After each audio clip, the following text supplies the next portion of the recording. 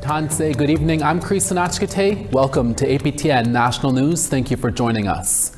The Assembly of First Nations National Conservation Gathering wrapped up in Cape Breton on Wednesday.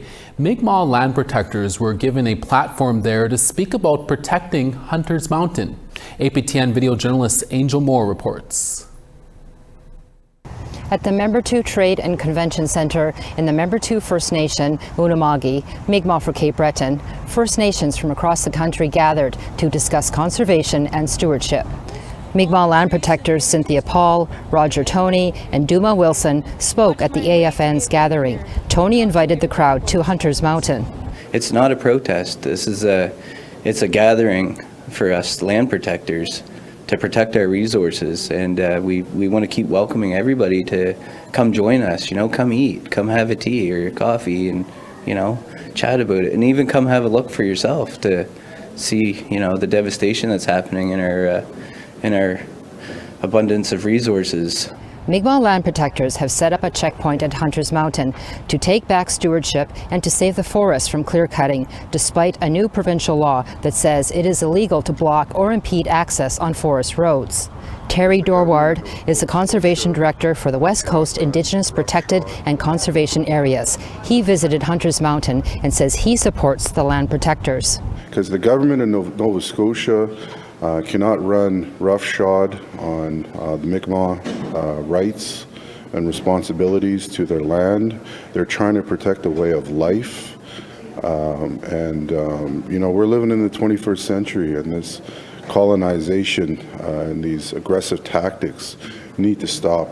The land protectors say when treaty rights are violated, it affects all nations. We're all treaty people, and we've signed this treaty as a whole, and to make it work, we have to work together as a whole, right? The treaties aren't being listened to. As the gathering wraps up, the land protectors say they are prepared to face jail and/or fines to protect the mountain and will never leave Hunter's Mountain. Angel Moore, APTN National News, Member 2 First Nation, Unama'ki. A Manitoba RCMP officer is being charged following a police watchdog investigation into an arrest he made last year resulting in a punctured lung. On July 21st of 2024, RCMP Constable Ryan McDonald responded to a shoplifting call in Portage-la Prairie, located 80 kilometers west of Winnipeg. A male suspect was later located on a bicycle and soon fled. After he was apprehended and taken into custody, the suspect complained of breathing difficulties and chest pains. The man was transported to hospital and diagnosed with a punctured lung. The Independent Investigation Unit of Manitoba has concluded its more than a year-long investigation and is charging Constable McDonald with 1 count of assault causing bodily harm. The IIU will not be commenting further as the matter is now before the courts. A report into an Indigenous university in Regina has revealed several concerns, with anonymous complaints dating back to June of 2023. The investigation details how the First Nations University of Canada president created a circle of favorites around her, raising questions about leadership and workplace culture. APTN video journalist Rachel May brings us this update. The First Nations University of Canada in Regina, Saskatchewan is facing scrutiny by the public after a report from professional networking service Deloitte detailing allegations against its president Jacqueline Ottman came to light. The investigation into these allegations found 9 cases of nepotism, 4 cases of poor management, 10 cases of erosion of independent oversight, and 5 cases of financial policy violations, including personally cashing checks. It goes on to state that Ottman's behavior divided staff into in and out groups. The report concluded by saying her behavior is not consistent with effective management and recommended the university's Board of Governors take a more active role until these issues are resolved. The university's Board of Governors Chair Sherry Sayville has issued a statement saying the board has complete confidence in Ottman and stands behind her. Rachel May, APTN National News, Saskatoon. About 50 people gathered outside the Federal Court of Appeal in downtown Ottawa today. It was to show their support for the Kebaowek First Nation in Quebec and its opposition to a proposed radioactive waste disposal site at Chalk River, about 180 kilometers northwest of the city. Fraser Needham starts us off with this report. Algonquin elder Claudette Commanda told the crowd Canadian Nuclear Laboratories, CNL, wants to build the site on the shores of the Ottawa River, and this is the last place it should be located. That we all have a responsibility to protect the river, and there will be no nuclear waste on any of our waters or our land. And let's say that together, water is life. The Canadian Nuclear Safety Commission gave the green light to CNL to build the facility in 2024, but the Kebaowek First Nation took the decision to court and received two favorable rulings. In separate decisions, the court ruled CNL had not met its duty to consult and had violated the Species at Risk Act. CNL asked for a judicial review of both rulings, the first of which, on duty to consult, began on Wednesday in Ottawa. Kebaowek First Nation Chief Lance Heyman had this to say during a break from the hearing. Inside our courthouse, our legal team is standing up for something simple but powerful, that laws must mean something and promises must be kept. Canada passed a law to implement the United Nations right on Indigenous peoples. Canada passed a Species at Risk Act to protect fragile life and ecosystems. Yet here we are, having to remind the government to follow its own laws. This isn't a court case, it's a test of values. Both the NDP and Bloc Québécois are supporting Kebaowek and its opposition to the proposed site. NDP MP Leah Gazan said both CNL and government need to live up to the United Nations Declaration on the Rights of Indigenous Peoples, which is enshrined in law. Time and time again, this government says one thing, it's doing another. I'm going to stand to uphold the rule of law, and that includes the right of Indigenous peoples as affirmed through the United Nations Declaration on the Rights of Indigenous Peoples. Bloc Québécois MP Sébastien Lemire added with so much opposition, CNL needs to find another location.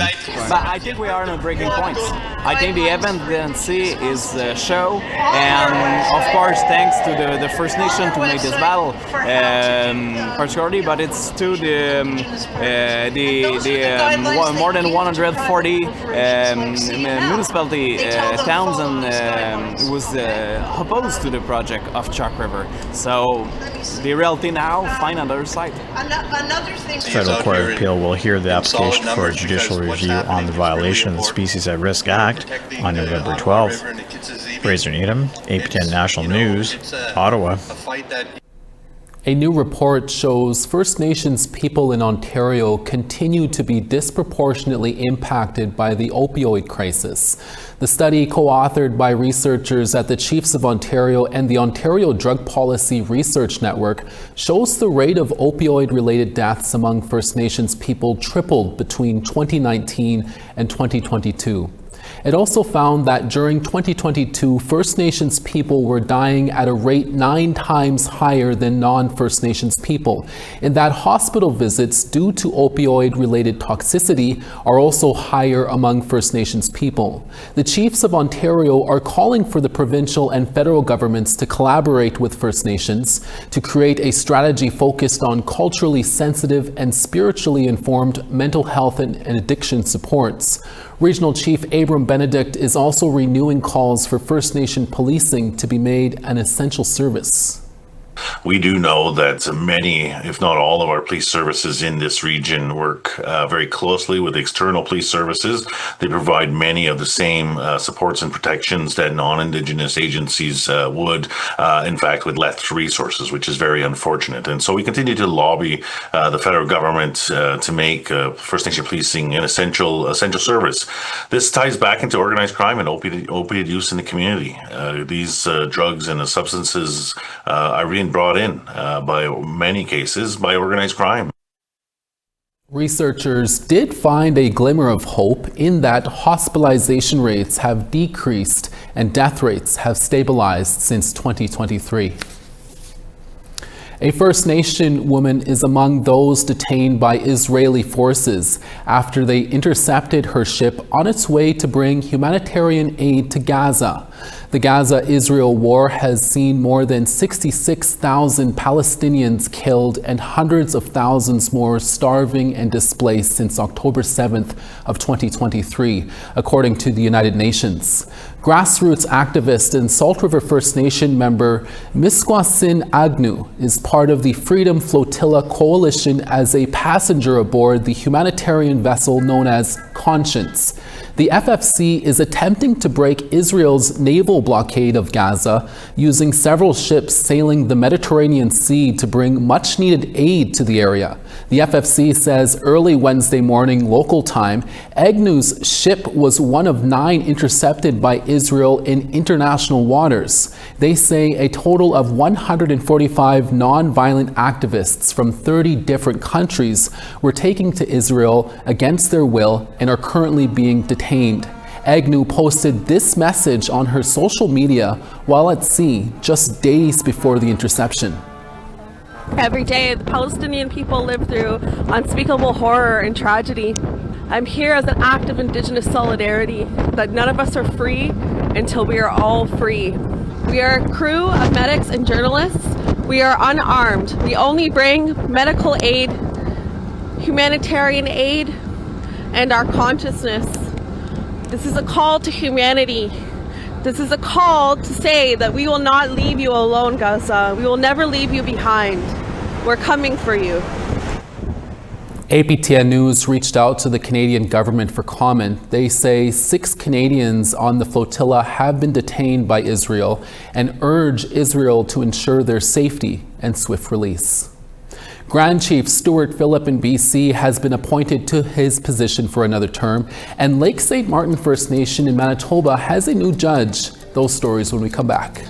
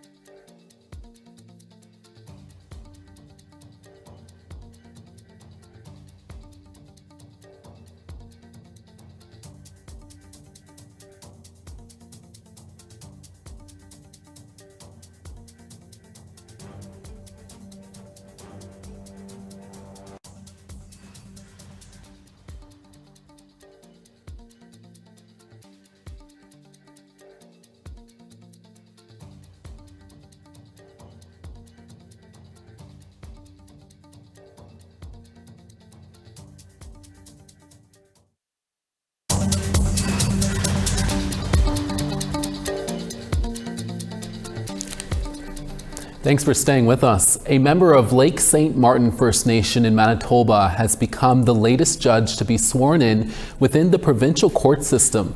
Judge Jerry Lee Ryle has been on the bench since May, but a ceremonial swearing in took place recently with her family, friends, community, and peers all in attendance. Here is part of her acceptance speech that reflects on how her Anishinaabe traditions were once illegal in a system she's now fully embraced.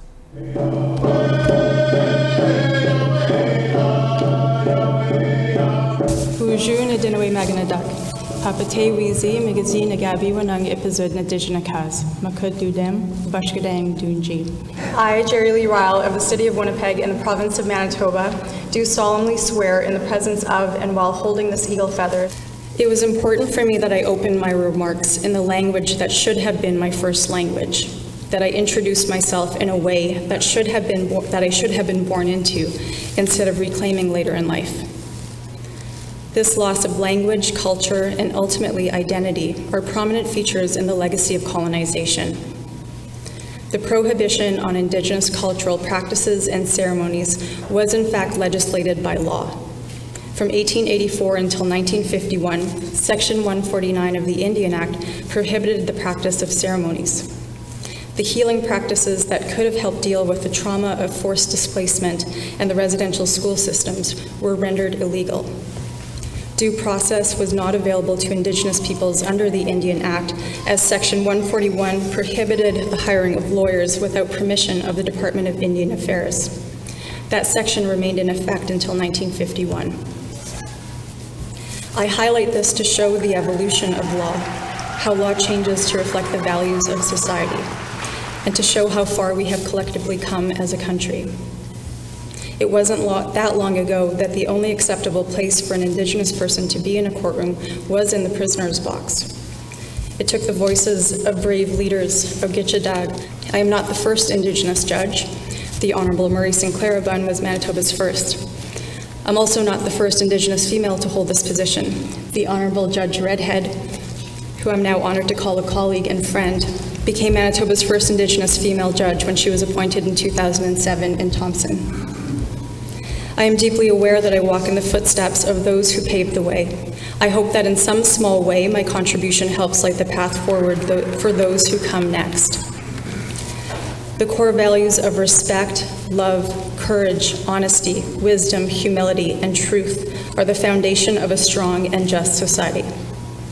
When these values are upheld, they create space for healing, unity, and meaningful reconciliation that benefits everyone. What I carry into this honorable position are these lived experiences, teachings, and values that have shaped me and that will continue to guide my path forward as I duly, faithfully, and to the best of my knowledge and ability, perform and fulfill the duties and requirements of the office of Judge of the Provincial Court of Manitoba.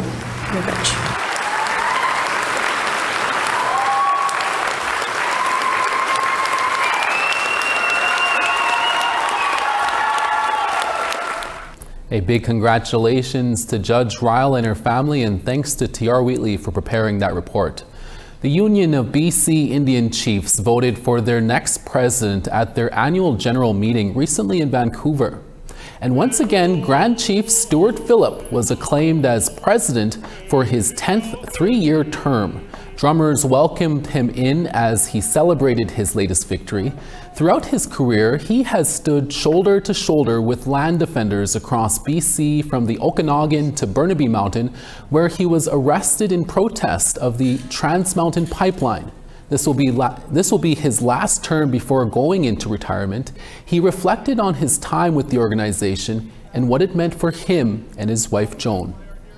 This organization represents, and my entire life has been a consequence of Joan and I finding each other. And what brought us together was the movement. What has sustained our marriage was the movement. And we will end our journey still being part of the movement. Congrats, Grand Chief Stuart Phillip. A podcast in Saskatchewan is giving people a safe space to talk about addictions. That story and more when we come back.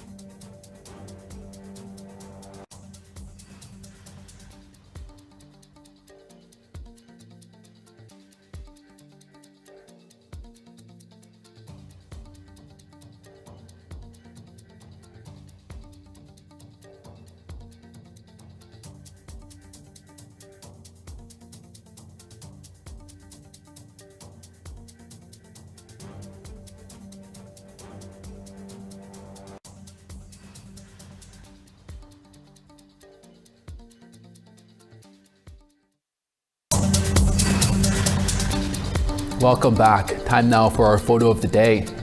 To use Greg Scriver's own words, this picture shows an amazing, perfect golden orange mirror image over the ponds of Petrie Island in Ottawa. We totally agree, Greg. Those clouds do look like feathers. Thank you, Greg, for thinking of us and sending us this picture. Send us your photos to share at aptn.ca for the chance to be our next photo of the day. Time now for tomorrow's weather forecast. On the East Coast, Charlottetown 9, Halifax 10 and sunny. The Grand River 7, Nuujjuaq 5. Saguenay 8, Quebec City 11 and sunny. Ottawa 14, Windsor 16. 13 in Timmins, Sioux Lookout 15 and partly cloudy. Pucktawagan 10, Norway House 12 and sunny. Gimli partly cloudy and 17, Princess Harbour 19. Estevan 19, Saskatoon 18. Meadow Lake 14, Larange 11 and sunny there. 13 in Peace River, Fort McMurray 11. Calgary 15, Medicine Hat 19. Kamloops 22, Vancouver 15. 14 in Prince Rupert, Fort Nelson 17. Beaver Creek 4, Watson Lake 11. 8 in Wati, Fort Simpson 12 and sunny. Sax Harbor 0, Colville Lake 6. Baker Lake rain and 6, Chesterfield 5 and partly cloudy. And Clyde River -2, Igloolik -1. Hard Knocks Talks, a podcast that discusses the realities of struggling with addiction, is hosting their second annual Battle for Recovery event. The event is a gathering where stories will be shared to remind everyone they don't have to battle alone. Creator of the Hard Knocks Talks podcast, Daniel Hearn, says he and his wife Donna started the podcast to create a safe space for people to share their experiences with addiction, homelessness, child apprehension, and the court system. The podcast invites guests from all walks of life to show that recovery is possible. The second annual Saskatoon Battle for Recovery brings those stories from online to in person to build connections and provide a safe space for healing. Hearn says addiction isn't talked about enough, and this event is a place for real stories to be shared. But we don't come up there just to share horror stories. We share these challenges that we faced in an effort to sort of qualify us to understand that, like, hey, like if we can pull ourselves out of this chaos, out of this darkness, out of, you know, the abuses, the gang life, the incarceration, all of the things, then maybe you can too. And then maybe you can at least join the conversation and learn more about how we did it. The event is set to take place this Friday on October 10th at Saskatoon's TCU Place. The world premiere of Eternal Gestures, an experimental new dance work, gives a voice to 3 matriarchs of the West Coast contemporary dance scene and explores our deep connection to the land. With more, here's Ryan Cunningham.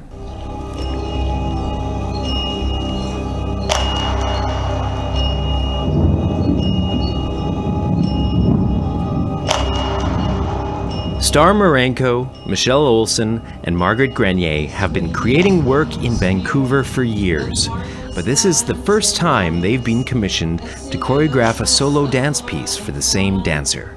You know, the invitation came from Alvin, and then all of us pretty much right away said yes, and, you know, saw what an opportunity and what a gift it would be to do this. Alvin Torrentino, an Asian-Canadian dance artist, celebrating his company's 25th anniversary, chose these 3 choreographers to have a conversation through dance.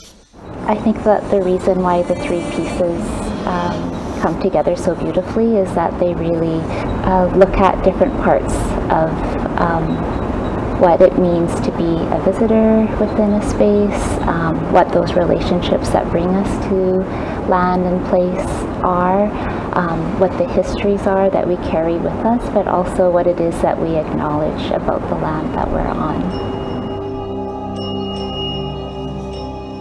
None of the choreographers were involved in each other's work, yet a common theme of home emerged immediately. So we all worked separately with him, but then we all came in the studio together to share the 3 solos, and I think all of us right away, we were struck by all of the threads and common themes, and as Margaret was saying, it was like we were all responding to the question through movement and through our creative process and with Alvin interpreting it, and so we all saw that they were all connected.